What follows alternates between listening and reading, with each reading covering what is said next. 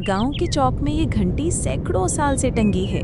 सुना था इसे बजाओ तो पूरा गांव जम जाता है। और आज बबलू ने इसे सच में बजा दिया। लेकिन घंटी सिर्फ समय नहीं रोकती, ये कुछ और भी करती है, जिसका राज आज खुलेगा। गांव के बीचों बीच एक पुराना बरगद का पेड़ है, जिसकी डाल पर लोहे की एक पुरानी घंटी टंगी है, जो दिखने में सैकड़ों साल पुरानी है। किसी को नहीं पता कि ये कहां से आई, लेकिन दादाजी कहते थे, ये घंटी कभी मत बजाना, वरना वक्त रुक जाएगा। बच्चों, ये घंटी कोई साधारण घंटी नहीं है। इसे अगर कोई बजाते तो गांव का हर इंसान, हर जानवर, यहाँ तक के हवा भी थम जाती है। मतलब सब जम जाता है? फिर तो मच्छर भी उड़ते उड़ते रुक जाएंगे। भोला की बात सुनकर सब हंसते हैं, लेकिन दादाजी की आंखों में डर है। तभी दिन में बच्चे खेल रहे होते हैं। तभी अचानक इस घंटी का राज पता लगाना ही पड़ेगा। बबलू कुछ ऐसा सोचता है जिससे घंटी का राज भी पता लग जाए और इल्जाम छोटू पर जाए। दोस्तों, क्या तुम्हें पता है भोला भैया छोटू का सच्चा दोस्त नहीं है? बबलू, तुम ऐसा क्यों बोल रहे हो? अगर तुम छोटू के सच्चे दोस्त हो तो उस घंटी को बजाकर दिखाओ। बबलू, तुम भोला भैया को उकसा क्यों रहे हो? तुम्हारा दोस्त तो डरपोक है। रुको, मैं बजाता हूँ। जिसके बाद बबलू भागकर जाता है और घंटी बजाने ही वाला होता है। तभी ये मजाक नहीं है बबलू। रुक बबलू, दादाजी ने मना किया है। अगर इसने घंटी बजा दी तो सच में सब थम जाएगा। इतनी देर में बबलू घंटी बजा देता है, पर अगले ही पल अचानक हवा थम गई। पत्ते वहीं रुक गए। गाय घास चबाते चबाते जम गई।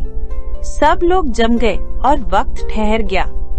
सिर्फ छोटू, बबलू, भोला, मीना दीदी और बंदर ही हिल पा रहे थे। मतलब ये सच है, ये घंटी टाइम रोक देती है। अरे सच में सब जम गया।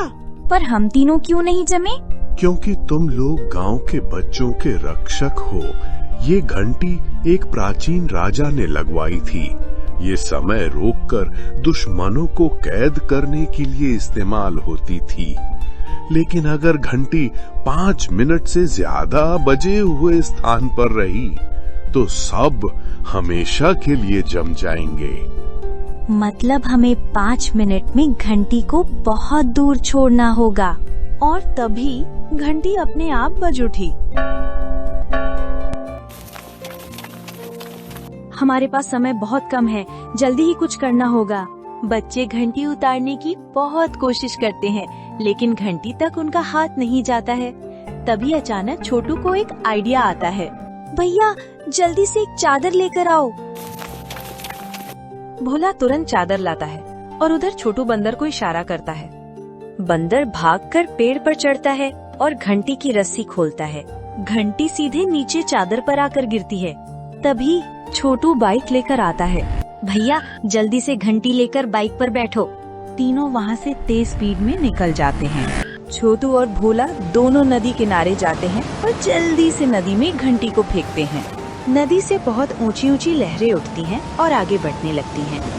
ये लहरें तो हमारे करीब आ रही हैं, जल्दी चलो। दोनों जान बचाकर गांव में लौटते हैं और देखते हैं कि अचानक सब वापस हिलने और चलने लगते हैं।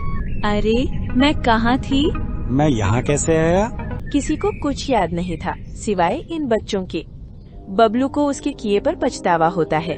मुझे माफ कर दो, मैं सिर्फ हीरो बनना चाहता था।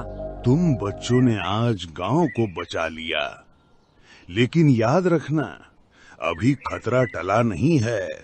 कुछ रहस्य छेड़े नहीं जाते, क्योंकि अगर समय को छेड़ोगे तो समय तुम्हें नहीं छोड़ेगा। दोस्तों, घंटी तो हमने बजा ली, अब तुम भी लाल बटन वाली घंटी दबा दो, सब्सक्राइब कर दो और हाँ, लाइक कमेंट करना मत भूलना, वरना बबलू फिर से घंटी बजा देगा।